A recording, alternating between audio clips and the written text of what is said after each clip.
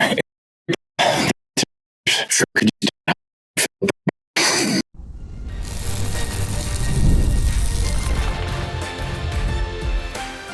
are Locked On Oilers, your daily podcast on the Edmonton Oilers, part of the Locked On Podcast Network, your team every day.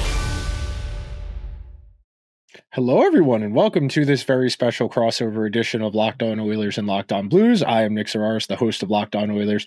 That's Haley Simon, the host of Locked On Blues. And we want to thank everyone that's making our show their first listen of the day. Both shows are part of the Locked On Podcast Network, your team every day.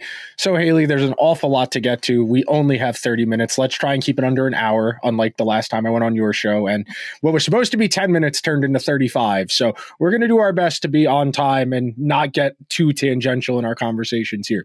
So let's say I've been in a coma for the first 6.5 months of the NHL season, and you had to explain to me how the Blues got to where they are right now.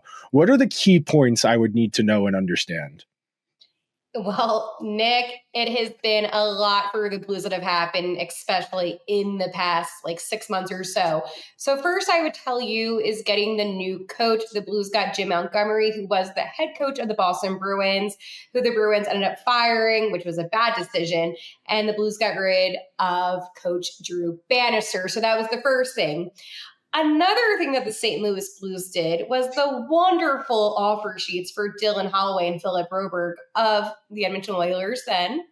And they have been outstanding, especially Dylan Holloway. And another thing that the St. Louis Blues did, again, thank you, Doug Armstrong, GM of the Blues, was get Cam Fowler from the Anaheim Ducks, who's been a staple on this Blues' defense. So those, for me, are my top 3 Blues moves that have happened this season. And then one more point quickly on that. Aside from bringing Montgomery in, and Montgomery has a reputation of being a really good defensive coach, that was a real staple of the Bruins over the last handful of seasons. What would you say drove the turnaround that's propelled them to the best record in the NHL since the Four Nations face-off break? So that's a good question. And that's something that I debate all the time on Locked On Blues, because I say that it could be various things. One, I think Jordan Binnington playing in the Four Nations faceoff gave him this boost of confidence. We see how Binnington thrives in high leverage situations. So again, getting all the starts in the Four Nation faceoff, I think really just motivated him. And again, I look at a player like Zachary Bolduc, that was a corny joke. But during the Four Nations faceoff break, instead of going on vacation like the other guys did, he actually played for the AHL affiliate team, the Springfield Thunderbirds, and he got some games in. And that really boosted his momentum. And I think for the team as it is, they made no moves at the trade deadline, and they stood pat for a second year in a row. And they knew that there's 2 options. One, you tank, which they're not going to do. Or 2, they rally to try to make it to the playoffs, and they have a general manager in Doug Armstrong who knew that this team could do it. So I think just having the confidence from Coach Montgomery, from Doug Armstrong, and even just the team themselves. I mean, Binnington won in the Four Nations faceoff for Team Canada and played a great game at TD Garden again. And I think that also gave the team all this momentum. So yeah, there's a lot of things, Nick, that I could go on and on about, and I could talk a little bit too much about it because I'm very excited, but definitely a huge turnaround after the break. And it's really interesting because we talk about this all the time, both as media people and as fans. But if you feel like you have the opportunity to get a better coach in season, it feels like more teams need to look at this reality. The other one that comes to mind was a number of years ago when the Canadiens fired Michel Therrien and they hired Claude Julien the day the Bruins had fired Claude Julien, very similar circumstances. And it feels like if you have the opportunity to make that type of streamlined decision where objectively the guy we can get is better. If it's, marginal, we're talking about 2 coaches who are very similar, I don't think it's as much of a conversation. But Drew Bannister, not a ton of NHL experience on a team that kind of felt rudderless. And Montgomery, when you have that defense first coach and you think about it, not just in terms of the Blues. The Kings over the last 2 seasons have manufactured wins through a defense-first, goaltending-oriented way, in a very similar way to the Blues have. When I had gone on Locked On Blues a few weeks ago, the thing that jumped out at me at looking at the underlying numbers over the last month and change was that the Blues are playing elite defense. They're controlling the high danger chances and the expected goals.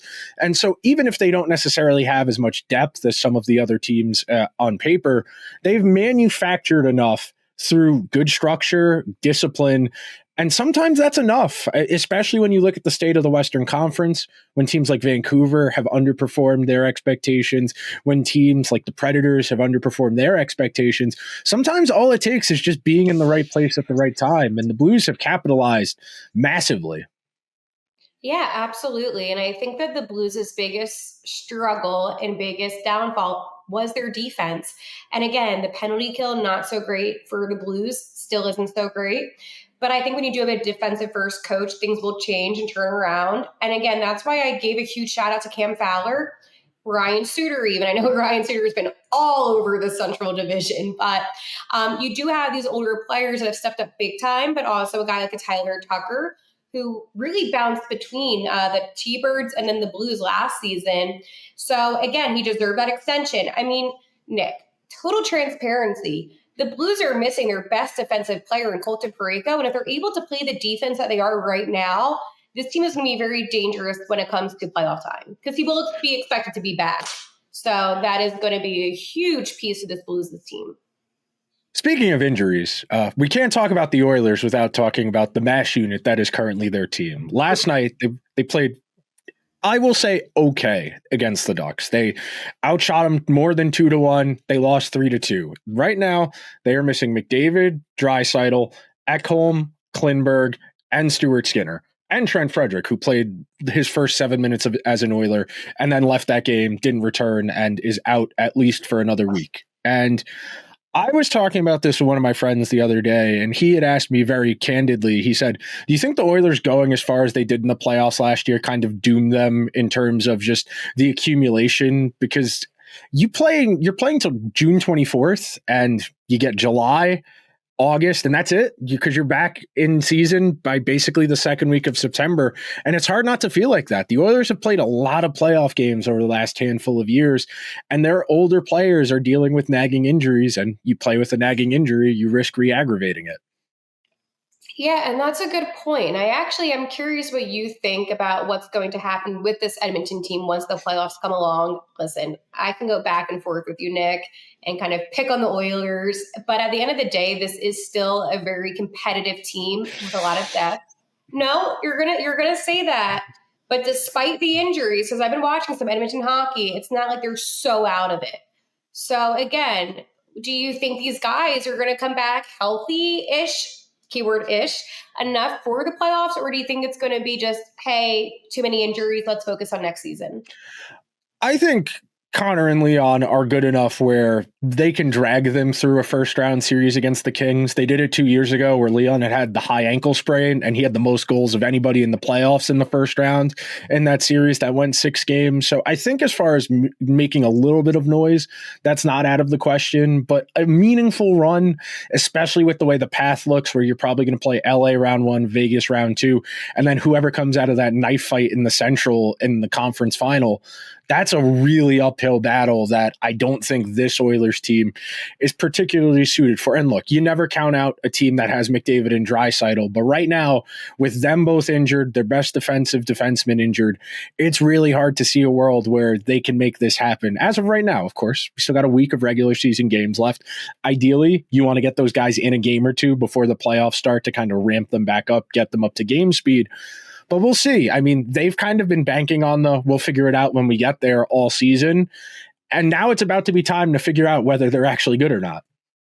Right. No, that's a good point. I think that's one thing I talked on yesterday's episode on Locked On Blues about that, about how I am upset that there is no McDavid or Draisaitl or Skinner, because those are the type of guys I love playing against as a fan because of how talented they are. So it is frustrating. I think just taking the bias away for me being a Blues fan, it is frustrating not being able to see a generational talent as in Connor McDavid, and knowing that Edmonton could potentially be a first-round exit, it's a little bit disappointing.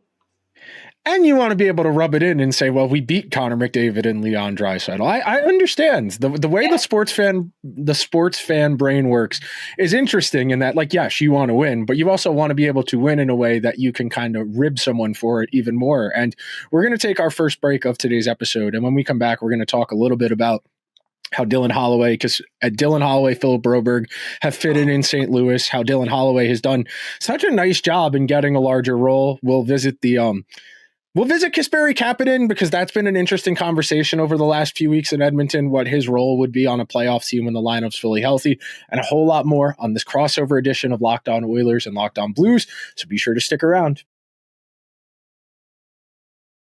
Are you looking for a snack that's both delicious and nutritious? Crack into a good source of protein today with Wonderful Pistachios. Wonderful Pistachios is one of the highest protein nuts. Each 1 ounce serving has 6 grams of protein, giving you over 10% of your daily value.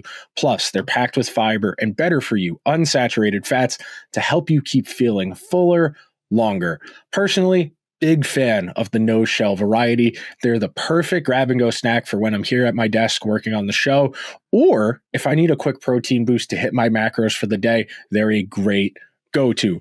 Or if you're old school and you love cracking open every shell for that satisfying crunch, the in-shell options are a classic favorite. Wonderful Pistachio is a complete protein that provides all 9 essential amino acids. So get cracking and get snacking with the snack that packs a protein punch. Visit wonderfulpistachios.com to learn more. Thank you to everyone that is hanging out with Haley and I on this crossover edition of Locked On Oilers and Locked On Blues. And I was talking about this with one of my friends the other day because the Blues game was on at the bar over the weekend, and he had brought up, he goes, isn't Dylan Holloway really good now? And I was like, he's always been good. It's just he only played 11 minutes a game on the Oilers. So you get to put that feather in your cap that you identified a good player and said he just needs more opportunity. And that's one of the real, I don't want to say shortcuts, but that's a real inefficiency in the market. If you can identify a player who just needs more ice and they can make more of an impact, and the Blues did that twofold. Yeah, I mean, Dylan Holloway, Hollywood Holloway, has been absolutely phenomenal for the Blues. 26 goals, 37 assists, 63 points, plus 21.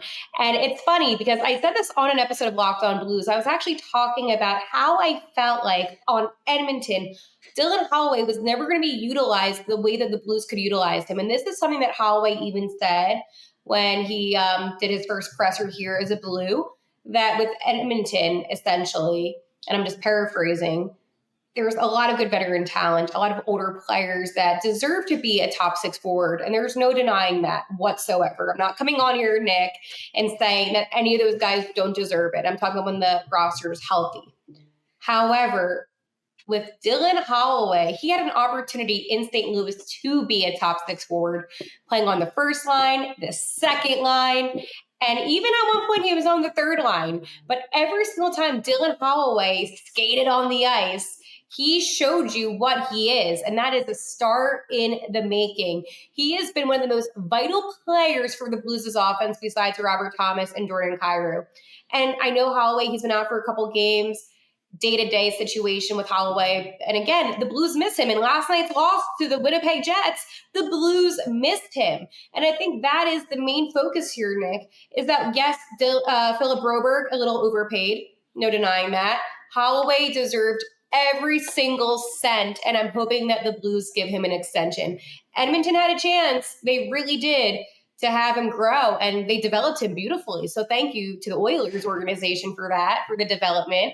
However, I feel like this was just such a win for the Blues. I mean, when you go and look just at the ice time, I mean, he's playing 5 more minutes a game as a Blue this year than he was as an Oiler. And he got run with Draisaitl in the playoffs last year. But the fact he only played, 50-something regular season games last year on a team that really used his speed. And that's something that I think the Oilers desperately miss. If you go look at the NHL's data tracking, you look at the NHL edge stats, this is an elite skater, somebody who's in the 95th percentile of speed bursts over 20 miles an hour, which is what they classify classify as elite speed. So that straight line, just get him the puck, break out, and get to offense. The Oilers, as a team, miss that so much from him. They miss that from Warren Fogle and Ryan McLeod, who's on the Sabres now, and it's fundamentally changed how they play hockey. The Oilers have, my entire conscious memory, the Oilers have been a transition speed skill team, dating back to when it was Taylor Hall, when it was Ales Hemsky, when it was Ryan Nugent-Hopkins, and that was the Oilers' big three.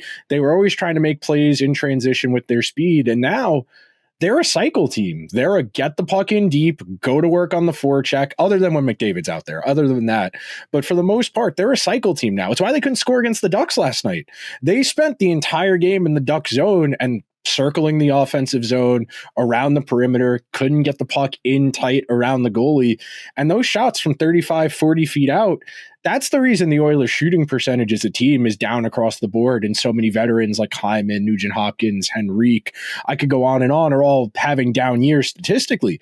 They're not generating as dangerous of offense. And it's a hard way to live. It's legitimately harder work. You think about if you're on the cycle, you need to string together 5, 6, 7, 8 passes in a row just to get one chance. You compare that with get the puck to Dylan Holloway and let him skate in a straight line, and he doesn't only has to receive one pass. It's a lot easier. One-timer Holloway. No, it's great. I love hearing you talk about this. But I am curious, though, because when the Blues first acquired Holloway and Broberg, I got a lot of Edmonton people commenting on my videos saying they're overpaid, they're not that great. Now that time has passed, and especially Dylan Holloway, more so less than Philip Broberg, how do you feel like, because you know this fan base, obviously, with Edmonton, how do you feel like they're reacting to seeing Dylan Holloway having all the success in St. Louis?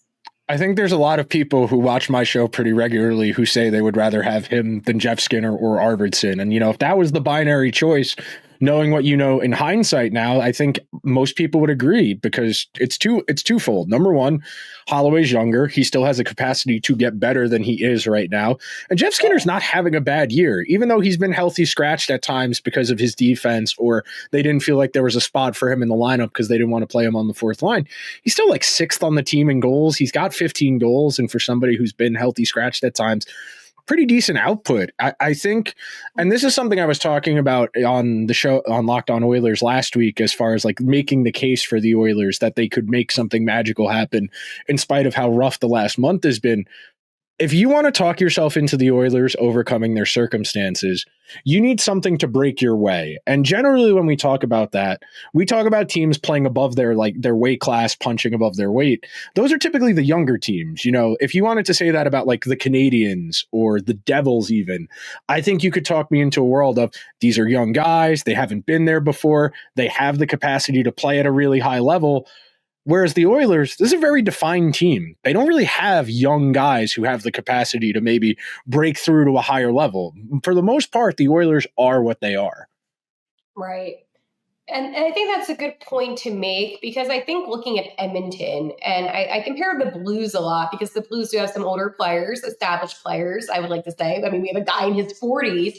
But when we look at Edmonton, I think for me, the one thing that I have a really hard time understanding and processing is that they were okay allowing 2 guys that were drafted in the first round in 2 respective years, 2019 and 2020, to go away. Guys that they developed, guys that actually played really good hockey in the playoffs. I watched, obviously, all the Stanley Cup playoffs last year, and they looked great. So for me, especially Dylan Holloway. So for me, I have a really difficult time understanding what Edmonton's end goal is, right? Because McDavid, I know he's still relatively young, because I forgot how young he actually is, because he carries himself in such an older way.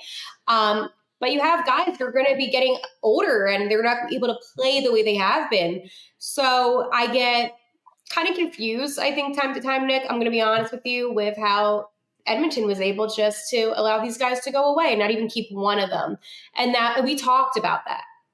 We even said maybe there's a potential for one of the guys to stay in Edmonton, but they didn't do that. So I don't really know what their plan is, because, again, some of these older players, is Corey Perry still playing with? Yes, he is. Yeah, he's like exactly. Fourth on the team. He's like 4th on the team in goals. Corey Perry. Corey Perry has, I want to say 16 goals. Corey Perry has 16 goals. He has the same amount of goals as Jeff Skinner does. Wow. They both have 16, and that's tied for 5th on the team. 5th on, oh my goodness. Yeah, not so good of a season then for Edmonton. All right, well, on that, I have nothing else to say about, I'm not going to comment, actually. All right, we're going to take our second and final break on today's show. When we come back, we'll set the tone, talking a little bit about the playoffs, what expectations are, and a whole lot more, so be sure to stick around. Did you know getting a good night's sleep is the #1 recipe for long-term success in life? I didn't. It took me way longer to realize than I'd like to admit. It was years of tossing and turning. I was always tired. I never felt like I could live up to my potential, but not anymore. Thanks to Bare Mattress. I used their sleep quiz and I matched with the Elite Hybrid. It's perfect for side sleepers like me. Now I wake up energized. I'm getting deeper sleeps and I'm ready to attack the day. No matter how you sleep, Bare Mattress has a match for you with a focus on recovery, cooling, and pressure relief to upgrade your sleep and improve your overall quality of life. Go to bearmattress.com and use promo code LOCKEDONNHL at checkout for 40% off site-wide. This offer is not available anywhere else. You have to use my promo code on the very last page of checkout to get this discount. That's bearmattress.com and use promo code LOCKEDONNHL for 40% off site-wide. Bearmattress.com, promo code LOCKEDONNHL.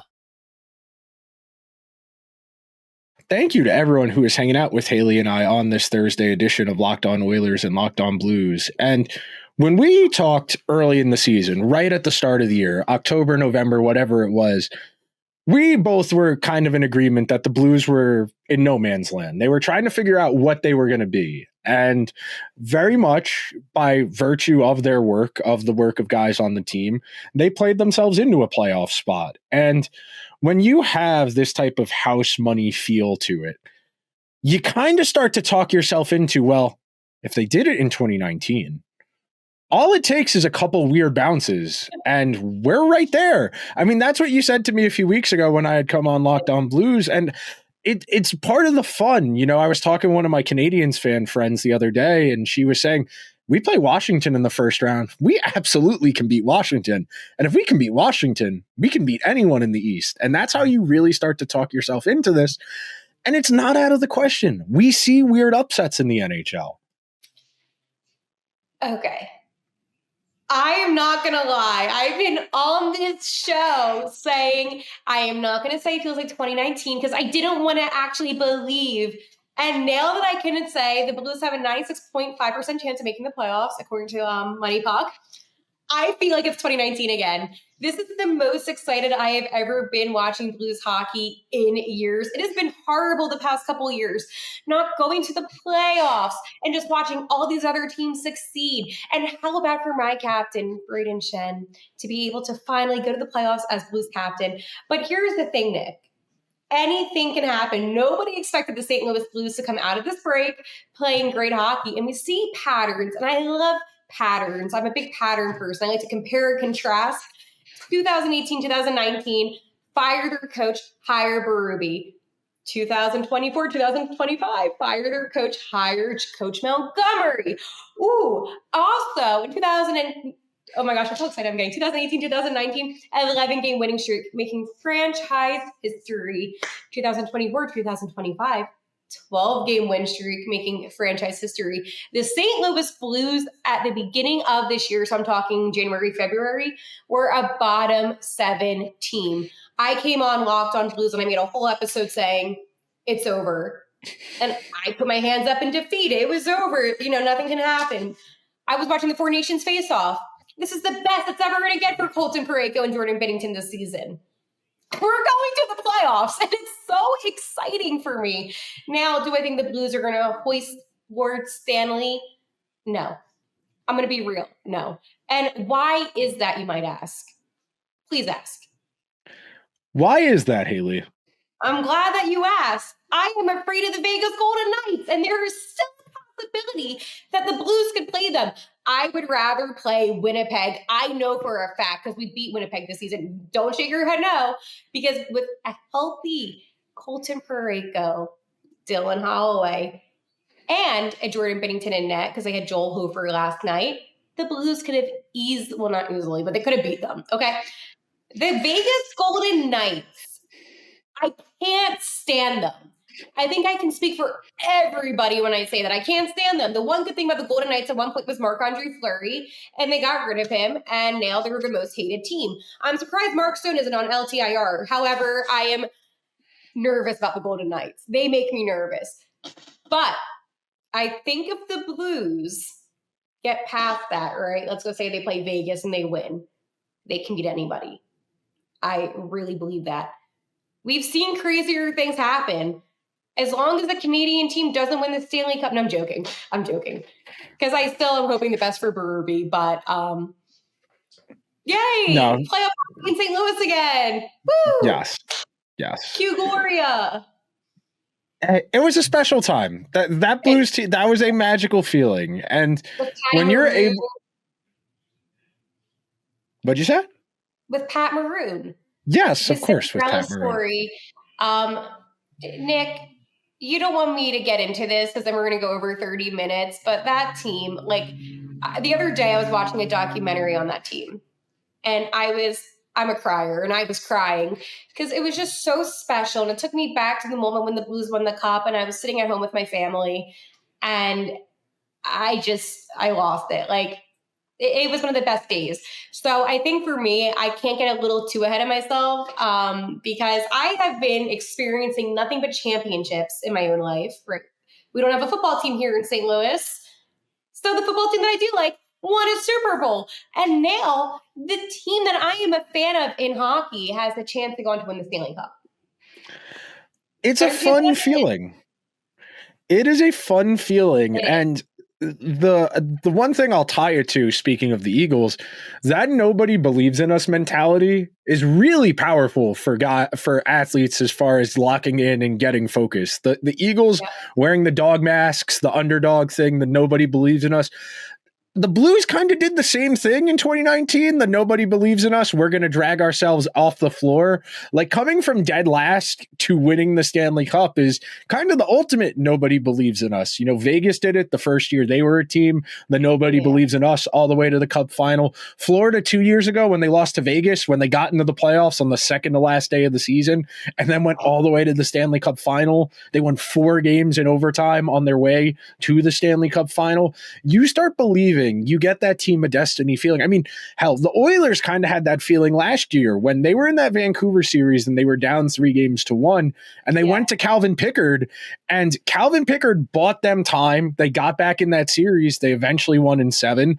They outplayed Dallas, and they were 1 goal away from pulling off the greatest comeback in the history of professional sports. If any team is capable of just turning that switch on, you have to believe it's a team with Connor McDavid and Leon Draisaitl. But this year, something has been off all year. And even when they were on that great run of form from the end of November through the end of January, it was never the most convincing. It was never the most blowing teams out of the water. It was a lot of holding on for dear life. It was a lot of multi-goal comebacks. And it's just hard to make a living that way. You want to try and find that middle ground so you're not too high and not too low. And the Oilers have been only high and only low this year. I mean, they only have 12 wins since the end of January, and it's April. That's kind of a problem. And we had 12 straight wins, not to brag. Yes, you did. And that's what I'm talking about. All it takes is one little run. And we haven't even brought him up yet or talked about him. And I feel bad because last time I talked to you, you were talking about him. But Robert Thomas had maybe the best March of anybody in the entire NHL. Well, when you introduced Robert Thomas, I would appreciate if you said the 3rd star of the NHL this past week. Okay, I hadn't seen that. I'm sorry. You can do that again. 3rd star of the NHL for the week, Robert Thomas. Yes. Oh, my boy, Robert Thomas. Over 50 plus assists this season. Robert Thomas is something special. I said it once and I'll say it again. Robert Thomas is the heart. He is the soul of the St. Louis Blues, the best playmaker on the team, the best hockey IQ on the team. Even in last night's loss against Winnipeg, he won the faceoff and took a one-timer. Now it did go a little bit high and wide, which, again, it happens, right? But he's just so smart and so quick with it. And again, when Robert Thomas was injured in the beginning of the season, that's when I panicked, because any player on the Blues could get injured and I would be like, okay, they can work around it. When Robert Thomas was out, the Blues sucked. They sucked. And there was no coming back from that. So again, when you talk about your most valuable player on a team, it's going to be Robert Thomas for the Blues, like it's going to be McDavid for Edmonton. And I think that for the Blues to have a guy like Robert Thomas, who is still young, only 25, and still is growing each and every season, you're in a really good situation. He's the future captain of this team. Like, I can't even tell you. He is an elite player. He's a 1C. He would have made Team Canada if it wasn't for his injury. And people, Nick, they like to disrespect him. He's okay. He's good. He's not excellent. He is excellent. Robert Thomas is excellent. You're telling me that if Robert Thomas is not an excellent player who has over 50 plus assists on this season, who's consistently done that, by the way, throughout his time in the NHL, he's a cup winner, which is something nobody. No, Corey Perry. Don't disrespect Corey Perry. Corey Perry won a cup with the Ducks when George Bush was president. Yeah, no, I was going to say that. I was going to say nobody that you're really defending, and I was going to say McDavid and Draisaitl. No. But hey, Robert Thomas hoisted Lord Stanley his rookie season. I'm just saying that if you have somebody that knows what it takes to win, it is my boy Robert Thomas. And again, Nick, I'm sorry. I know that he's no Connor McDavid, and I can respect that. I can. But he's upper echelon. He's upper echelon. He's special. I would say, I wouldn't say special. Special, the cutoff is 5 guys. Special is like, there's only a handful of them. I would say special. I'm not talking like generational talent. I'm saying for the Blues, he is special. Yeah, he's the Blues' most important player, but if we're talking about the macro, the NHL at large, Obviously, Ovechkin, Crosby. I'm not saying you're stupid. I'm saying we're having 2 different conversations. I'm saying I say a Blues conversation. Yes, and that's the Blues, yeah, nobody on the Blues is special when it's the bigger picture. Binnington? Nah, Binnington's a good big game player. It's a consideration. I don't know. I was rattling through my head. I was thinking maybe could I make an argument for Kyrou or Buchnevich or not really. Like Robert Thomas is cool. Jordan Kyrou is more special than Robert Thomas? No, I was just rattling through the lineup in my brain to think about, am I forgetting anyone? That's all. I wanted to be fair. You don't have to go through every single person. I was just trying to rattle it off quickly for the purposes of the conversation. The last thing we should talk about before we get out of here, based on where the standings are at right now and what it looks like, what would you say your confidence level is in this team as far as playing Vegas in round 1?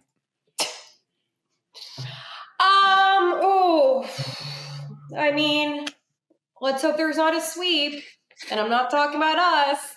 No, I think that this could go to maybe like 5 or 6 games. I think Vegas could win. My confidence level, though, I think the Blues are going to still play hard. They're going to still do some great things. Obviously, Vegas just has a better team. But in the beginning of the season, it's crazy how fast the season goes by the way. I was thinking about it. I believe it was like the second week into the season off the top of my head. The Golden Knights won. However, the Blues did take them, I believe, to overtime. And they played good hockey. So I feel like the Blues, they really play up or play down to their opponent. And that's something that I talk about a lot with this Blues team. So I guess I'm going to be confident in my boys. Win, lose, defend the Blues, 70%. The one last thing I will say before we wrap up and call this an episode. I've been saying Vegas is the best team in the West since like January. And as much as the Jets and the Stars have had better regular seasons, I have seen the Golden Knights win the Stanley Cup. I have seen Jack Eichel be the best player in the playoffs and the best player on Team USA in the Four Nations. Vegas terrifies me. Yep. Oh, and absolutely. That is why I said my confidence level in terms of confidence as the Blues are going to play hard and tough hockey. I'm not going to come on here and say the Blues are better than the Golden Knights. I'm not going to do that. And I don't think anyone is better than the Golden Knights in the West. No. And they would be, if the Locked On Jets guy, beef with him right now, but he doesn't even know it. But if he were to come on and say that the Jets are better than the VGK, I would call bluff. I think that there is a point where you can be a fan, you can be excited, but you also can accept reality. Of course. And I feel like I'm somebody that has followed the Golden Knights since day one. The original Misfits. Like, I love everything that Vegas had when they first came to the league because they knew how to do this extension properly. And they really did take full advantage of all the opportunities better than Seattle did. So I think that they built a dynasty in Vegas, and you never, ever, ever can count the Golden Knights out. And that's the thing, man. Hold on. One thing. If there's one team that I don't want winning the cup, it is the Vegas Golden Knights. I'm trying to think if there's any team winning the cup that would actually upset me. Vegas has already done it. Vegas has already done it, so I'm kind of numb to it at this point. I don't think any of the Canadian teams don't really bother me. Would you be happy if the Maple Leafs won? It'd be funny if the Maple Leafs won more than anything after all of this. After all the theatrics and the dramatics of the last decade of Maple Leafs hockey, if they actually broke through and won, it'd be really funny if they did. And if there were ever a year, there's only two good teams in the East. It's not going to take a whole lot to break right for them. And if they can avoid playing one of the two Florida teams until the second round, that would help. But we're at the Yeah. All right, we're at the 35-minute mark. That is plenty of Oilers. We didn't go to an hour today, which is good. If you could be so kind, please subscribe to the shows wherever you get your podcasts or over on YouTube. Thank you so much for making our shows your first listen of the day. Go check out Locked On NHL, covering the biggest stories around the league with the local expertise of Locked On. I will talk to you guys real soon. And Haley, I owe an episode because I said if the Blues made the playoffs, I would go on Locked On Blues. So if you're on the Locked On Blues feed, you will be seeing my face relatively soon. See you guys then.